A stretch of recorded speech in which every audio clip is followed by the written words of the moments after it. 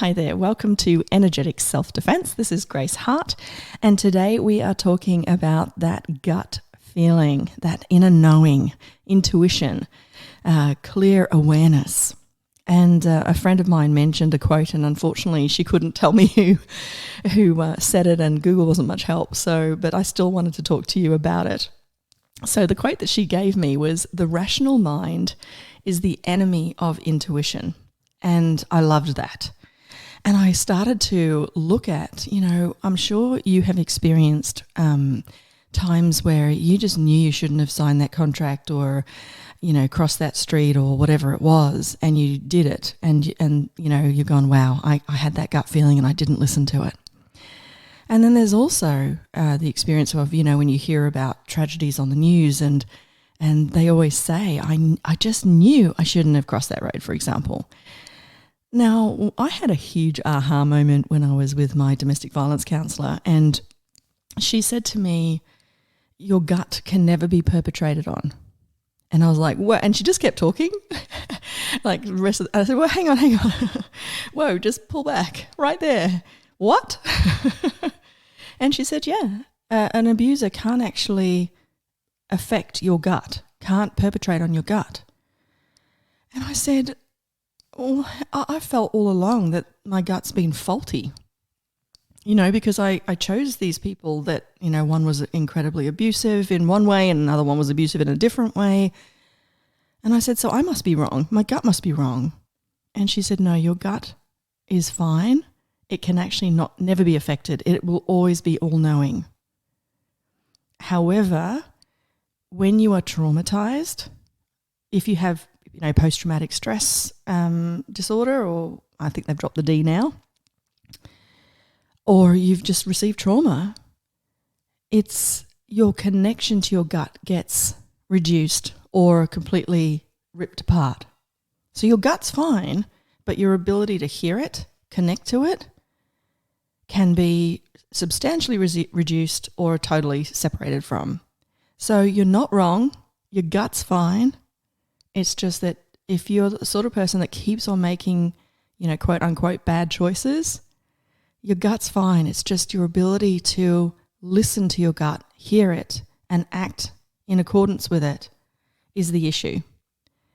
And that's what I'm all passionate about with my Beyond Domestic Violence podcast. So if that's you, if you're finding like, why do I keep choosing these people? Why does this keep happening to me? Why can't I change this? There's a good chance that you've got trauma in your body and your system, and that can dramatically affect you having your own back, being willing to see possibilities, being willing to act on your gut. And I'll give you an example. There was a relationship I had that was domestic violence, and I realise now after talking to my counsellor, I did have a gut instinct not to be with this person.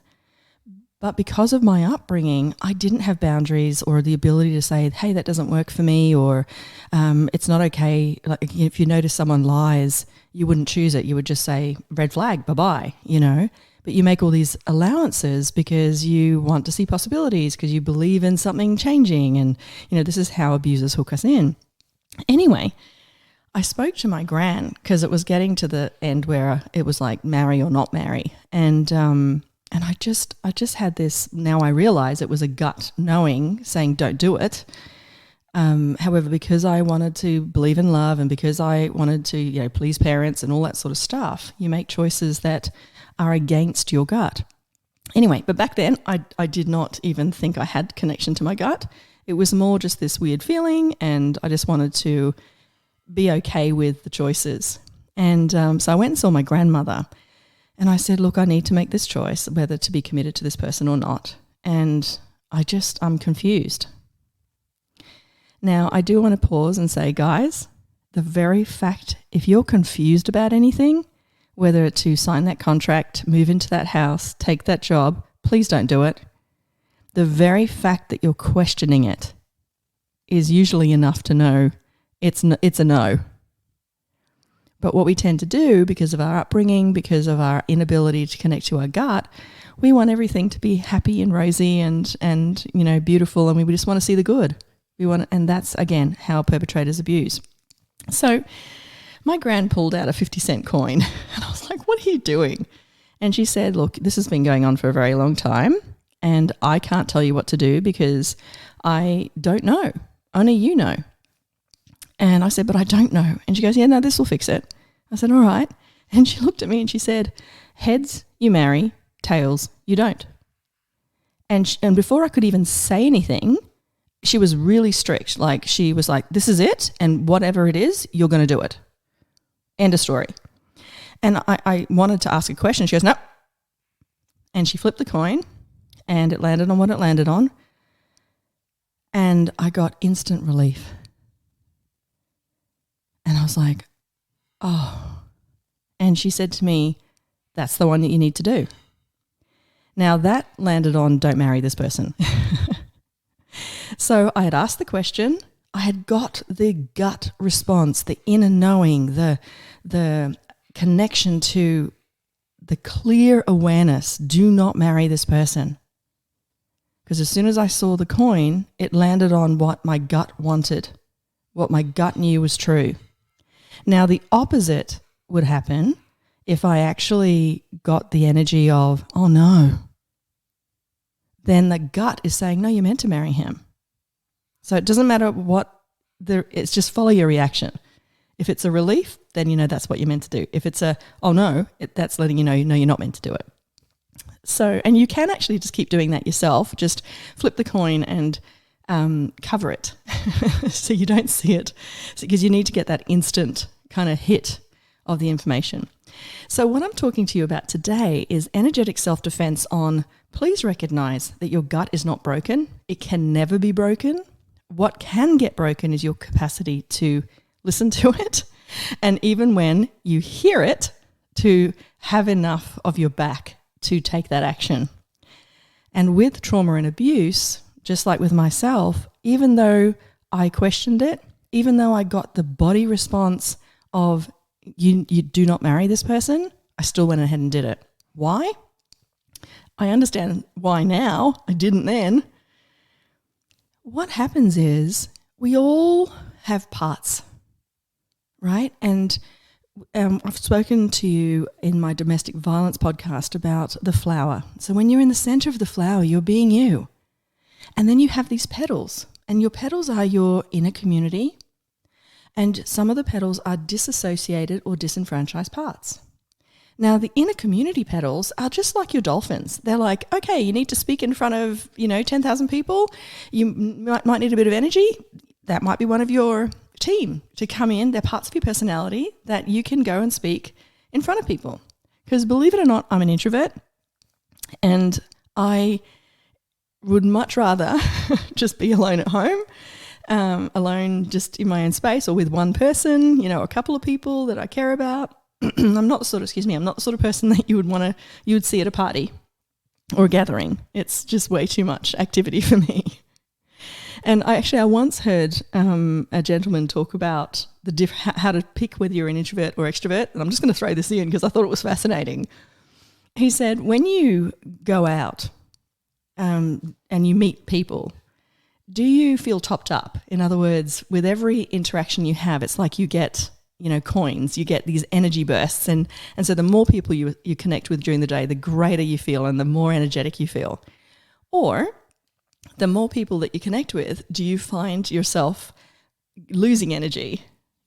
And what I mean by that is, even if it's an empowering conversation, there's just you need to go back and retreat. You need to go back and just have some time out. And so an extrovert is somebody that gains energy from being with people. And an introvert is someone who has energy and that gets dissipated when they speak to people. Now, that's generalization, of course, because, for example, when I speak to a group of people, as in an audience, I love it. I love having that connection with the audience. That they mean the world to me. However, I do need to, after that amazing experience, come home and have time out. So it's not like it's draining me in a negative sense. It's just like, that was amazing, and now I need to rest, and now I need to top up again. Whereas somebody who's an extrovert can stand in front of a group, and that energy just, all right, where's the next group? Show me the next group. I'm ready, and that's definitely not me. So I'm definitely an introvert. Anyway, back on track. So recognize that there's nothing wrong with your gut. And if you're willing to listen. Now, just that example of the coin, there's this nanosecond. As soon as I saw that coin, my body and my being just knew. It reacted straight away. But what tends to happen then, and this is what happened with the coin, so I got the information, don't marry this man. But then what kicked in was rational mind. You've been with him a long time. You know, your mum and dad approve of him. They're saying that I can't get anyone better. He's saying I can't get anyone better. One of the things my mum said to me was, you're uneducated, you're filled with scars, and you can't even spell properly. So, he's a really good choice. So, and back then I didn't know that was abusive. I just went, oh yeah, that's true. I've got really bad dyslexia. I can't spell properly. I do have scars all over my body from my car accident. Yeah, I guess I'm not lovable. So I guess I do have to choose this person, right? So this is where you've got to be understanding, and probably that's not the right word. You've got to have allowance. I didn't know better. They didn't know better.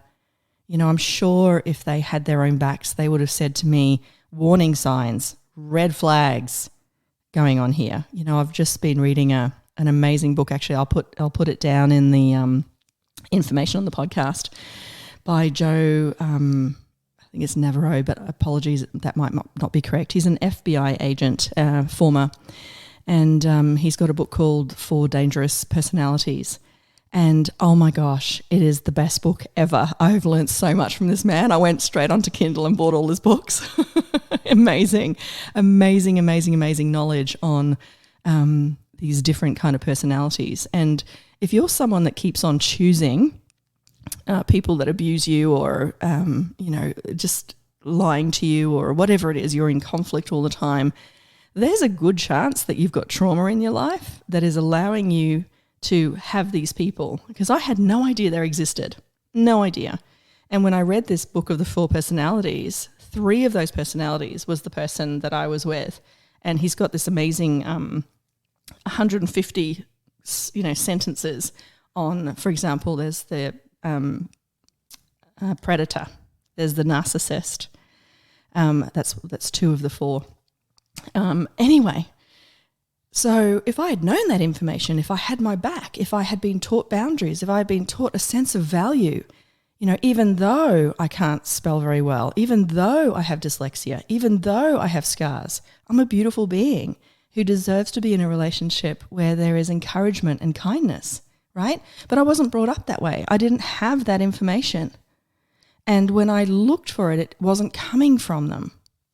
And again, this is not about blame. This is just about recognizing. So if you're a sort of person that finds yourself getting treated badly by other people or events, circumstances, etc., have a look at books like this. Get educated on what domestic violence is, what abuse is, different types of personalities, recognizing the red flags. However, the second part of that, which is as important, if not more important, actually it's more important, if you don't do the inner work with your trauma, you'll have cognition like I did. I shouldn't marry this person, but you'll do it anyway. And you'll do it anyway because what happened with me, I didn't realize. I had actually had trauma in my life from, traumatic birth to car accident to other things, right? And that left me vulnerable. Now, predator types, narcissistic types, or whatever it is, they have this sixth sense. They just smell out people who are vulnerable. And because what my universe was that I was ugly, I couldn't speak or spell. Speak okay. I couldn't spell, scars on my body, etc. Therefore, I'm unlovable. I didn't know that. If you had said to me, do you think you're unlovable at the time, I would have gone, no, I'm lovable. I'm actually a good person, an honest person. I didn't have a cognition of I'm not a nice person or I'm unlovable, but it was there. It was there due to the stacking of trauma, which made me susceptible to abuse. So if you recognize that if you have trauma, there's a good chance that you've got disassociative parts. And as long as they're there, they're going to keep hijacking you, and you're not going to be able to hear your gut. Or if you hear it, you're not going to be able to have your own back to follow through on it. Because what's going to get in the way is the rational mind. And the rational mind looks like, oh, you'll never find anyone better. So, and I know that's not true now. But back then, when I didn't have my own back, you just start to believe everyone else's awareness and everyone else's judgments, because you don't have that. You haven't learnt to have that sense of self. In fact, for you to say, oh, that doesn't work for me, feels like you're being pushy, that you're being unkind. It actually has this really weird energy when you're just asking for, actually, yeah, that doesn't work for me. Right now I can say that. It's like, yay. But back then, no. It was super hard to say no to something.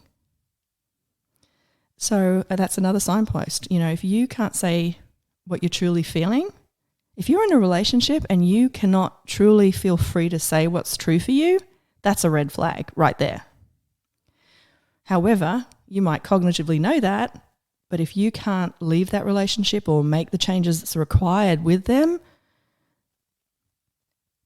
a good chance is that you've got this trauma. So today, it's about recognizing the energies. So think of a time when you just knew something and it worked out to be true. Like you just knew you were going to win something, or you just knew if you made that choice, it was going to work out well. Or, if I got that home, you just knew you were going to get a home, for example. Or you meet someone and you just knew. So you do have the ability. So get to know that energy. But but what I want you to focus on is that energy of when you knew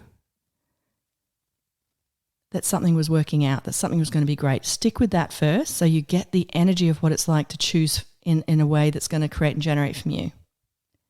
So play with that a little bit this week. And then the second part this week is play with the other type of energy where you just knew you shouldn't have done that. Get that feeling again. Get that gut feeling again of like, no. Even if you did it or didn't do it, it's irrelevant. Just focus in on the energetic signpost, what it felt like in your body when you got, no, don't park there, or there's just something creepy about that person, or I just know if I walk into that restaurant, there's just something off. So that's what I want you to focus on this week, getting the energies of that gut feeling.